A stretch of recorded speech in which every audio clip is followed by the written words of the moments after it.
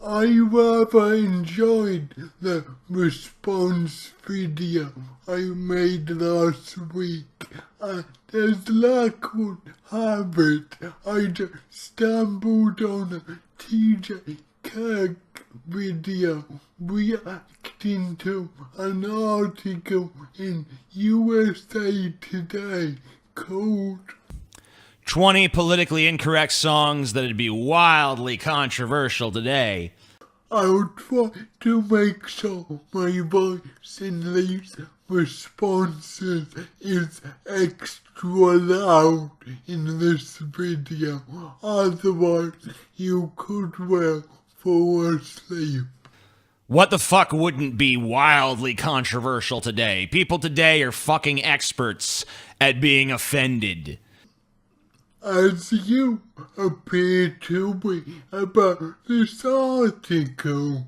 So basically, TJ found an article listing a bunch of songs that, if released today to the mainstream pop audience, would seem un-PC and a bit off. Now, I don't personally see any objection to such an article from the PC side or from the non-PC side. In many ways, it's a rather neutral piece.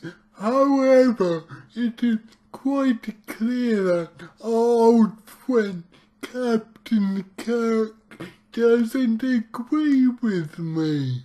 Let's take a look at some songs that are no longer okay. There's nothing like hearing a song come on the radio or flicker across a Spotify playlist. Is that what they do? They flicker? They flicker across Spotify like... What are they, fucking dragonflies? Fuck you. Do dragonflies flicker? I don't... That didn't even make any sense. Whatever.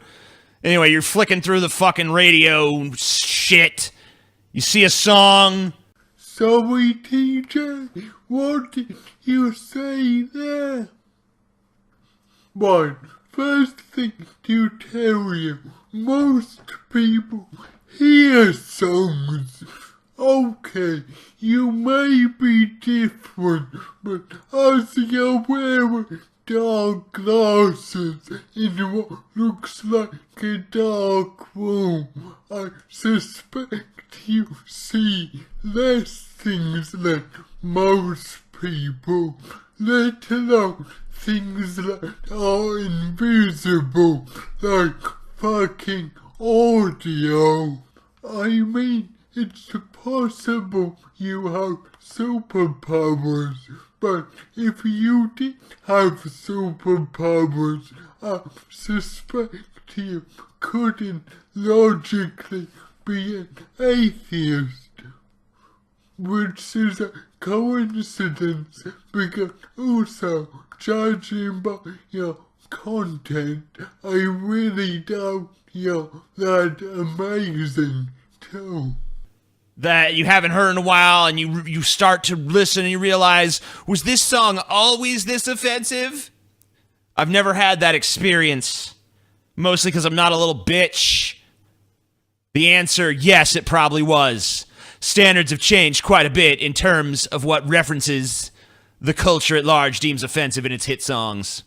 Who cares? Who cares what the culture at large thinks? Then why are you bothered about this fucking article? Listen, it's about hit songs, i.e. what the culture at large think. If you don't care about the culture at large, surely you wouldn't care about this article.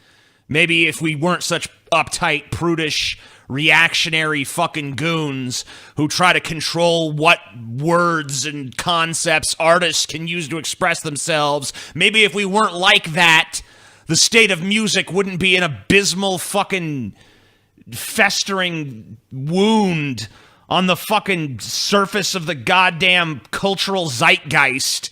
just spewing forth fucking pus, just mediocrity and dog shit. Okay, we get your point, Mr. Amazing. Yes, I kind of agree with you. Music is much more mediocre and much less offensive in the broader meaning of the term these days. But you've got your reasoning exactly wrong. The reason why music sounds like dirt these days is record producers have been forced to record everything at maximum volume, so people with iPods and MP3 players don't have to vary volume from track to track, and recording things at high volume just causes distortion. And yes, you might be thinking, but Ted, surely you love loud. Neil Young were saying you need to just turn everything up to full on an amplifier. Surely that's a good thing, right? No, make things loud on the amplifiers is good, but making things loud on the mixing desk is bad. If a guitarist wants distortion, he himself gets it from the amplifier. That's good distortion, but it's the sound engineer's job to make that sound as clean and clear as possible. Therefore, he specifically doesn't want to make levels as loud as they can. But ever since iTunes, iPods, and MP3s, the public are apparently too lazy to vary their volume control from track to track. So greedy record managers have forced sound engineers to just record everything at maximum, so the public don't have to bother changing their volume. But the trouble with this is everything sounds unclear, and as you say, TJ, like dirt. So nowadays in music, the beats in the actual music that are particularly loud, they do spike on the waveform, just go to distortion, which is why, yes, music does sound like dirt today. It's dog shit. Dog shit music for a dog shit generation of whiny bitches who are offended by everything. As I said, you've got your fact right, but your reasoning completely wrong. So TJ that goes on to drone on about how mediocre today society is, which just gets boring and ironically very mediocre. So I'm gonna skip to when he starts discussing the songs on the list. Kung Fu fighting is bad. I mean, who cares? Well, you obviously, because you made this video. Cause it's black. It's a black guy. Listen to this. There was funky Billy Chin and Little Sammy Chung. He said, "Here comes the big boss. Let's get it on." That's the fucking choice lyric. That's the part that you're supposed to. Oh no! Oh no! Why would they say that? No, that's the part of the song where you think, okay, those are very stereotypical of Chinese names. In fact, those border on mocking Chinese names. Now, this may not be deliberate, but now we live in a more educated society. Maybe if the song was recorded today, they choose names which are more varied and sound less like stereotypes. That's all the piece is saying. Anyway, TJ goes on and on to be more outraged by this. But the second song the list chooses, which he talks about, is... Speaking of black people, Brown Sugar by the Rolling Stones in 1971. It's bad now. Again, I said bad if it was written today, which it would be. Gold Coast slave ship bound for cotton fields, sold in the market down in New Orleans. Scarred old slaver know he's doing all right. Hear him whip the women just around midnight. You know, whatever. I mean, this is, look, okay, so the song is, it's kind of, yeah, I mean, look, it's a little racist. Yes, just a little DJ. Hey. I mean, I'll be honest, the song's a little racist. It's about, white people back in slavery times fucking their slaves and getting up to all kinds of naughty shit. I mean, I read through all the lyrics. That, as best as I can tell, that's generally what it seems to be about. Yeah, but I'd say that's more than naughty shit. Now, I do like the Stones, and obviously I can't read their minds, but I don't think they are a racist band in the way Leonard Skinner definitely are. But this song was an outright and awful attempt to be as outrageous as possible.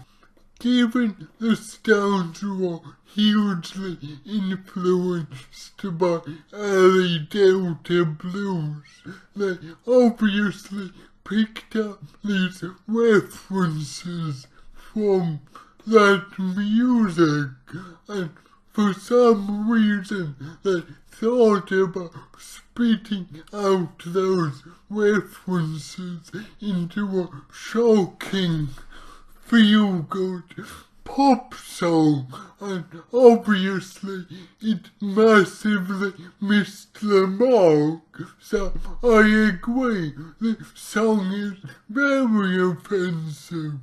And the other thing that offends me about this song, which neither the article or TJ mentions, is the song that divides Putting Sticky Fingers On and the second track, Sway, which is a fucking monster track, way better than Brown Sugar. So I'm fucking offended by having to wait for Sway.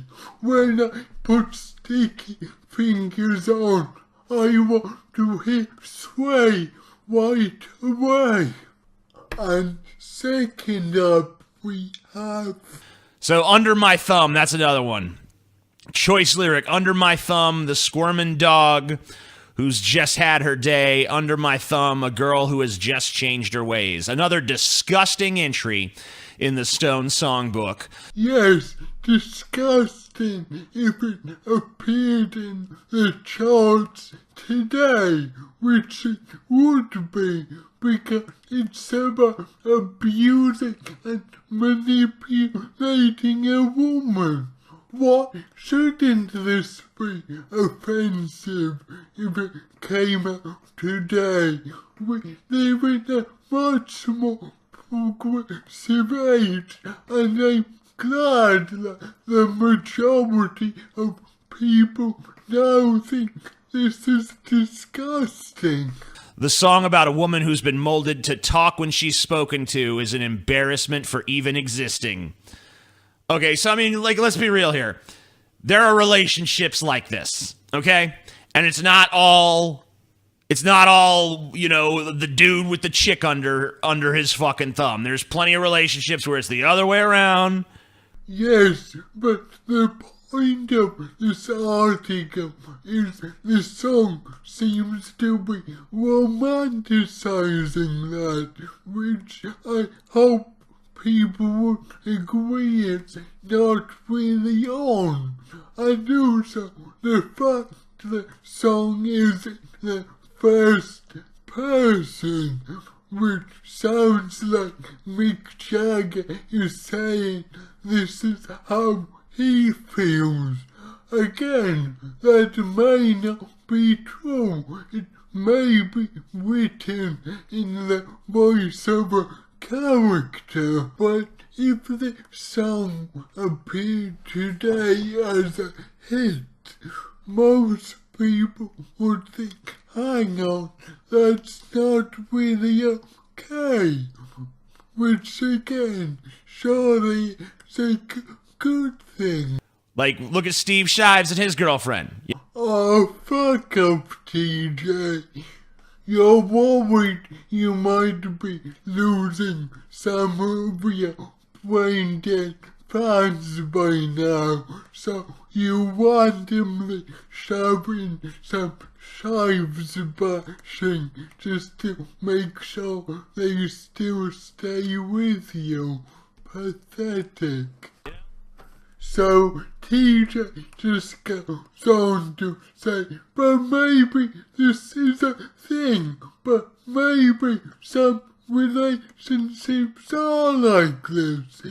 Yes, maybe they are, but all this article is saying is if a pop song came out today targeted at the masses that seem to be celebrating this kind of dynamic, people would think, hang on, this isn't really on, which I think is a good thing.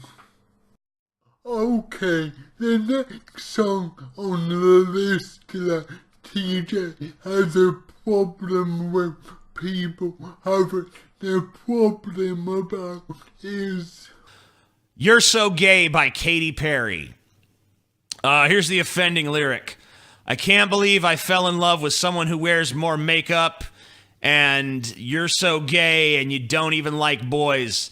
unlike the Stones' two songs, this is much more modern and targeted at a much younger, more impressionable audience. So I'd say encouraging young and somewhat vulnerable people to think of being gay as something negative is definitely a bad thing.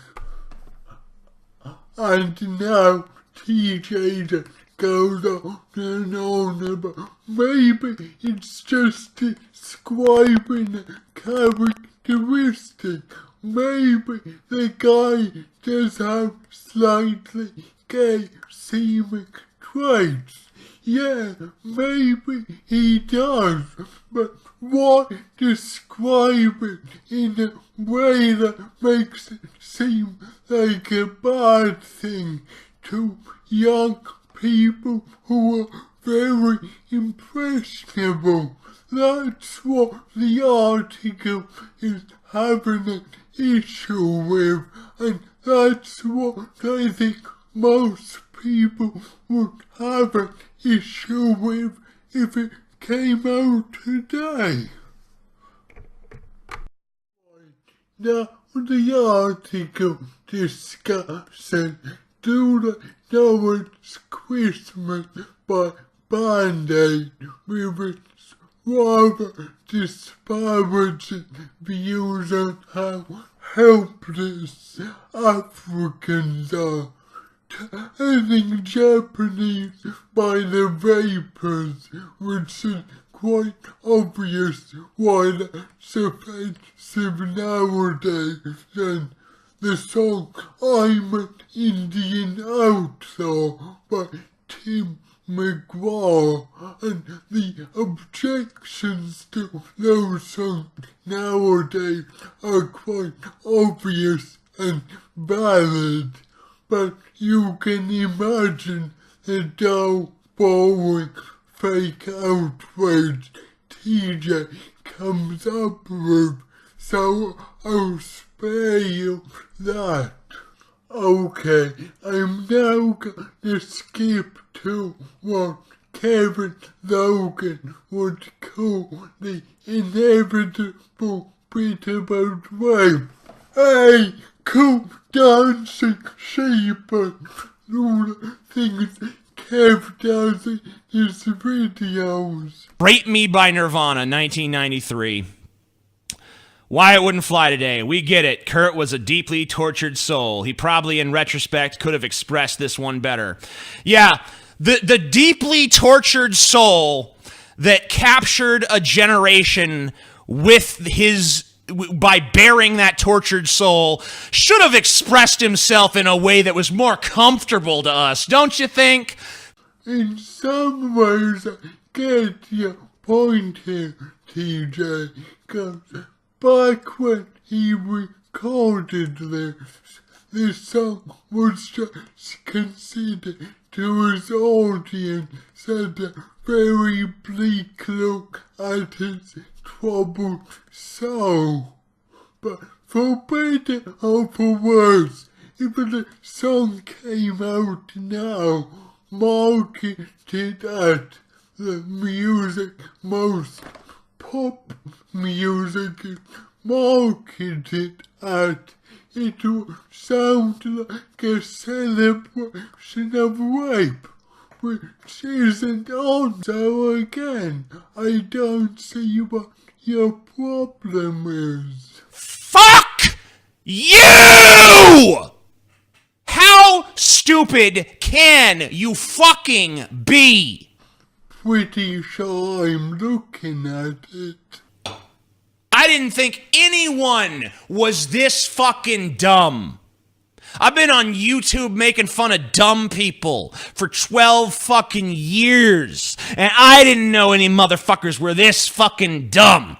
But for better or for worse, most of the people that listen to generic pop music these days are this fucking dumb. And again, as I keep repeating, this article was saying, if this song was brought out today, targeted at that demographic, yes, it would seem offensive. And what the fuck is so controversial about that? And the list then mentioned songs by Rod Stewart, Guns N' Roses, Elvis Presley, and Alia, whoever she is. And I'm not gonna show you what TJ says about them, cause it's pretty predictable. But yeah, you get the picture. He's angry and, dare I say it, offended that the article seems to think if these songs were marketed at today's demographic of young, impressionable pop music fans, people might object, which I think is just a fact. But the last thing I'm going to respond to is his take on Walk on the Wild Side, Lou Reed, 1972. Holly came from Miami, FLA, hitchhiked her way across the USA, plucked her eyebrows on the way, shaved her legs, and then he was a she. I think it's kind of, they use the proper pronouns for fucking Holly right up until the line that reveals that she's not really a chick. So that seems kind of progressive, especially for 1972. Oh, the stupidity, it hurts. Make it stop. Make the stupidity stop. Exactly. It is kind of progressive for 1972, where attitudes to trans people were much less positive than they are now. But this isn't 1972, it's 2018. That's all the article is fucking saying. Jesus Christ, how stupid are you?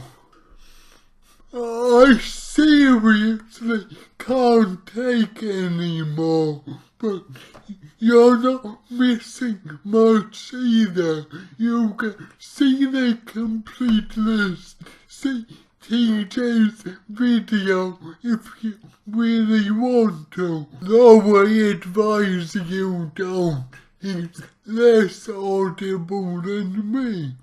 But lastly, I just want to say, don't you see the huge irony of this? In writing this article, in referencing these songs, in quoting these lyrics, this article is admitting that these songs exist.